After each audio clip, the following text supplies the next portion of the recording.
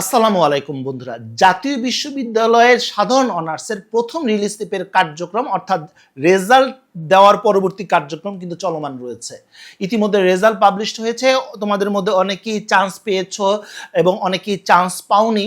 যারা চান্স পেয়েছো তাদের মধ্যেও কিন্তু বেশ কিছু ধরনের শিক্ষার্থী রয়েছে যাদের মধ্যে হতাশা কাজ করছে। কারণ অনেকের হয়তো বা সাবজেক্ট পছন্দ হয়নি, অনেকের কলেজ পছন্দ হয়নি, অনেকের সাবজেক্ট কলেজ দুইটাই পছন্দ হয়নি। তারা অনেকেই পরিকল্পনা করছো যে সেকেন্ড রিলিজ স্লিপে আবেদন করতে হবে।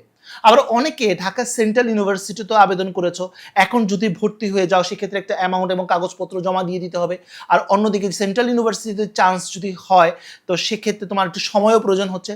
তাই অনেকেই এখানে ভর্তি না হয়ে সেকেন্ড রিলিজ স্লিপের কথা ভাবছো।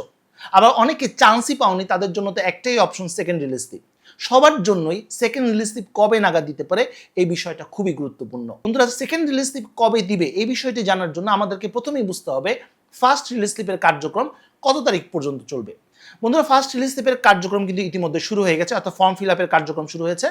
22 তারিখ থেকে ফর্ম ফিল আপ শুরু হয়েছে এবং চলবে আগামী 1 তারিখ পর্যন্ত, অর্থাৎ 1 আগস্ট পর্যন্ত। 23 তারিখ থেকে 2 আগস্ট পর্যন্ত কাগজপত্র কলেজে গিয়ে জমা দেওয়া যাবে ফর্ম সমেত এবং ফি সমেত। আর এরপর যারা কাগজপত্র জমা দিবে তাদের কর্তৃপক্ষ 3 তারিখ অর্থাৎ 3 আগস্টের মধ্যে তাদের নিশ্চয়ন করে দিবে। 3 আগস্ট পর্যন্ত হচ্ছে ফার্স্ট রিলিজ স্লিপের কার্যক্রম চলবে। এরপর অন্যান্য কার্যক্রম রয়েছে। তাহলে আমরা ধারণা করছি মোটামুটি 3 থেকে 4 দিনের মধ্যেই সেকেন্ড রিলিজ স্লিপ সংক্রান্ত আপডেট আসবে। সেক্ষেত্রে 5 তারিখ থেকে 7 তারিখের মধ্যে হয়তোবা একটা আপডেট পেয়ে যেতে পারো। আর আপডেট পাওয়া মাত্র আমি তোমাদেরকে জানিয়ে দিব। আর যখন নোটিশটি প্রকাশিত হবে তার 2-1 দিনের মধ্যে কিন্তু সেকেন্ড রিলিজ স্লিপও দিয়ে দিবে।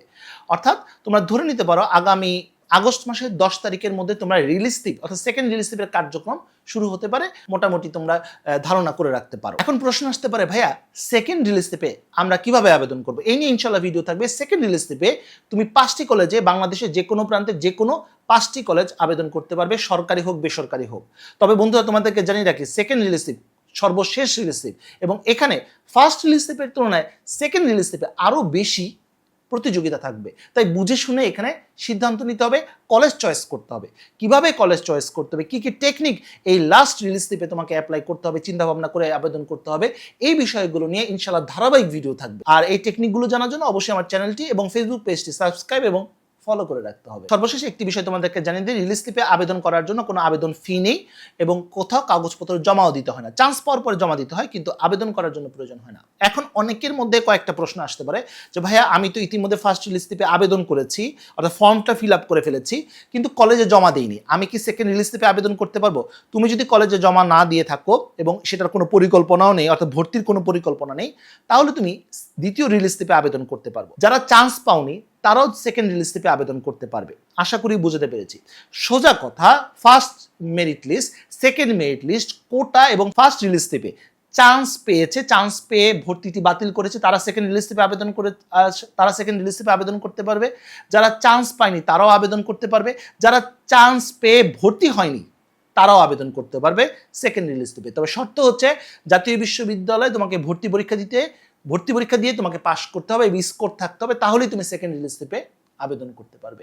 তুমি যদি ফার্স্ট রিলিজ স্লিপে আবেদনই করোনি তাহলেও তুমি সেকেন্ড রিলিজ স্লিপে আবেদন করতে পারবে যদি তোমার কাছে স্কোর থেকে থাকে। আরেকটি বিষয় তোমাদেরকে জানিয়ে দিই, রিলিজ স্লিপে কিন্তু কোটায় অ্যাপ্লাই হয় না, কোটার জন্য আলাদা মেরিট লিস্ট ছিল। রিলিজ স্লিপ সবার জন্যই সেম এবং রিলিজ স্লিপে কিন্তু মাইগ্রেশনও হয় না, অর্থাৎ তুমি যে সাবজেক্টটি পাবে, যে কলেজটি পাবে, এটাই কিন্তু ফাইনাল। হয় তুমি ভর্তি হবে, না হয় ভর্তি হবে না। বন্ধুরা, এই ছিল আজকের মতো ভিডিও। পরবর্তী আপডেট এবং সঠিক তথ্যের জন্য আমার চ্যানেলটি সাবস্ক্রাইব করে রাখার অনুরোধ করছি। তো বন্ধুরা, আজ পর্যন্ত সবাই ভালো থাকো, সুস্থ থাকো। দেখা হবে আগামী কোনো ভিডিওতে। সে পর্যন্ত আল্লাহ হাফেজ।